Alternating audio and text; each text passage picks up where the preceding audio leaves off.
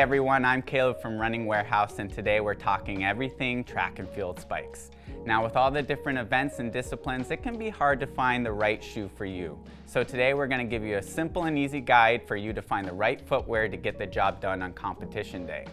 Having been an athlete and a coach for 7 years within track and field, I've worked with different disciplines and different ability levels, helping them refine their technique and get fit.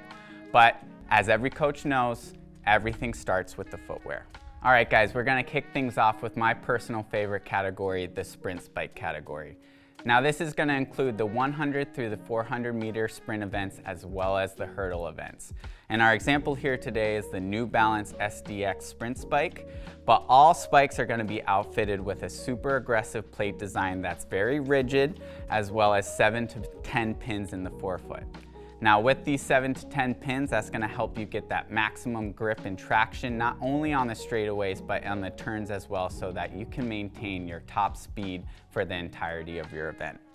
These are also designed to get you up on your toes right out of the blocks. Again, it's all about speed in sprint spikes, so you want to get up on your toes for that most efficient transfer of energy.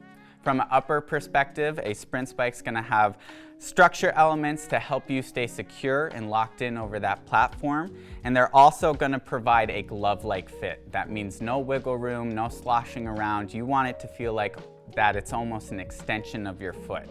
So just remember, the more snug means more efficiency, which means more speed for your sprint events. All right guys, we're gonna move on to the distance spike category. This actually includes two subcategories, which is the mid-distance spikes and the long-distance spikes. So our mid-distance spike today is gonna be the Nike Victory. This is gonna be for the 800 meter race as well as the 1500 meter race. And the biggest differences from a traditional sprint spike are gonna be seen in the midsole, the plate design, the pin setup, as well as the upper construction. So unlike a sprint spike, we actually start to see more of a midsole and a mid-distance spike to offer some comfort and protection over those longer distances. And the plate itself is going to be less aggressive and less rigid. So you're going to get a little more flexibility, putting the foot in a more natural position and providing a little more comfort again to cover those long distances.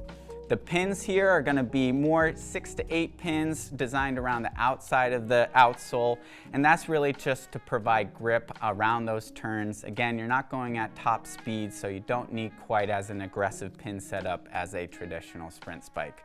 Also, that's going to reduce the weight.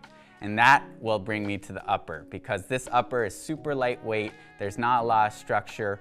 All of that with the pin design and the lightweight upper is going to help not weigh you down over those longer distances, making sure that you're smooth and efficient from start to finish. All right, we're going to quickly move on to the long distance spike, that second subcategory of the distance spike category. And again, you can already see this is built out more through the midsole, providing a lot more cushion, because this is going to be for the 2 mile all the way through the 10K race. So we really need more comfort, more protection for those athletes as they're spending more time on foot. Again, you see a less aggressive plate design, even more flexible. This isn't going to put you quite as much on your forefoot, more of a balanced foot strike from heel to toe. So you need that protection from the back of the shoe all the way through the forefoot. You're also going to see less pins in the forefoot. Again, with those sub-maximal speeds, you need a little less grip, and furthermore, we're really trying to lighten the shoe for those longer distances. Keep things light, keep things smooth, keep you protected for that longer race. All right guys, that wraps things up for our long distance spike category, but really for our whole running event spike category.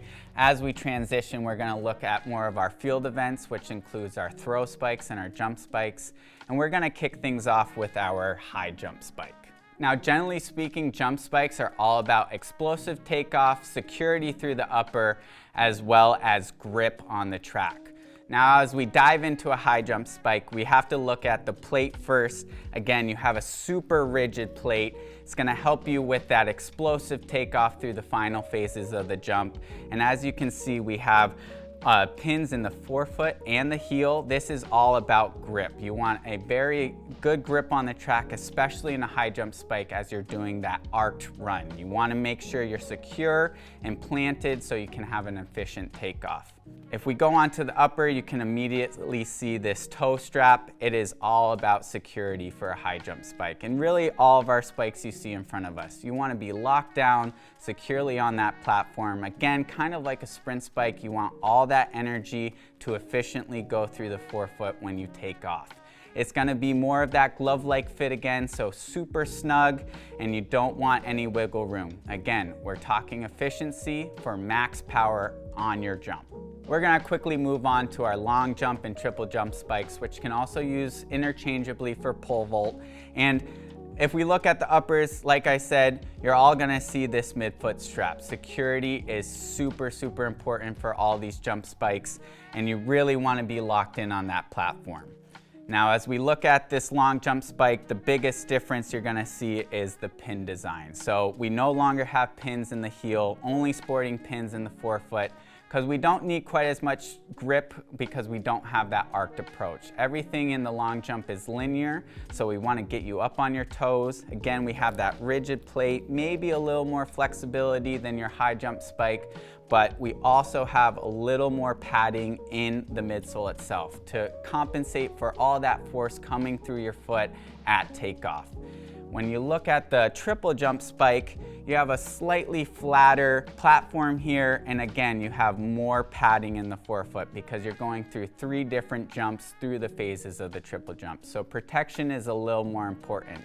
You still have a very similar pin design in the forefoot, and the biggest thing for a long jump, triple jump spike is the interchangeability. What works best for you, depending on your events, may come down to personal preference, but a lot of people like to use these interchangeably, especially those multi-event athletes. If you're doing jumps, pole vault, triple jump, and long jump spikes are for you. Okay guys, we're gonna move on to our final category of the day. That's gonna include our throw shoes and our throw spikes. Now, generally speaking, throw spikes and throw shoes are gonna be much heavier. That's to keep the athlete grounded through the different phases of their throw. So don't be intimidated if you get a little weight in your hand when you first try these on. So within the throw category, you're gonna have glide or textured shoes, as well as rotational or smooth shoes. Now, when you look at glide shoes, it's gonna have a very textured outsole. That's gonna provide a little more grip and a little more stability. This is gonna be for that shot put athlete using that glide technique in the ring. And as I said, this is gonna be a little more for that beginner athlete or intermediate athlete. We also have the smooth outsole throw shoes, which are gonna be for the shot put, the hammer, and the discus events. Now, this smooth surface is gonna allow for less friction as you work on that rotational technique, enhancing your maximum velocity and ensuring that you get a farther throw. As I said, these are gonna be for more advanced athletes. As glide athletes get more adept and want to advance and get higher throws, they will transition to this smooth outsole, specifically in that shot put event. So we also have transitional shoes, kind of like the throw shoe that we have today, which is the Puma Throw 10, that offer both textures. We have some of that more textured outsole, which will provide you the grip and stability you need, but we also have this smooth pivot point. So you can practice those rotational throws as well and really start to get used to those higher velocities as you develop as a throw athlete. In terms of upper, a throw shoe is going to provide a glove-like fit. Again, we really want you locked in and secure over that platform, minimizing any wiggle room. This is really to keep the athlete balanced and secure as they progress through the phases of the throw. Like a jump spike, you have a midfoot strap. Again, we just want to keep you super secure and balanced. So our final spike of the day is going to be our Javelin spike. And just by looking at it, you can see that this is unlike any other spike here in front of you. You have more of this boot cut upper design as well as a super textured outsole. One of the biggest differences from the other throw shoes is that this is actually a spike versus a shoe, which means you have pins in both the forefoot and the heel. This will allow the athlete to get that stopping or blocking action at the end of the throw.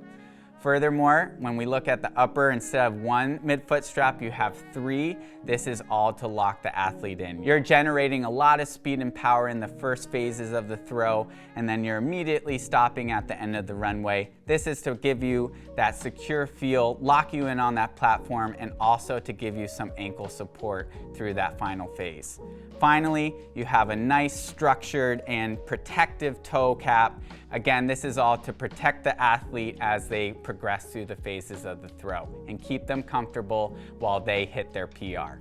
So that wraps things up for our track and field guide. I hope you were able to take away a few things that will help you find the perfect track and field shoe for you.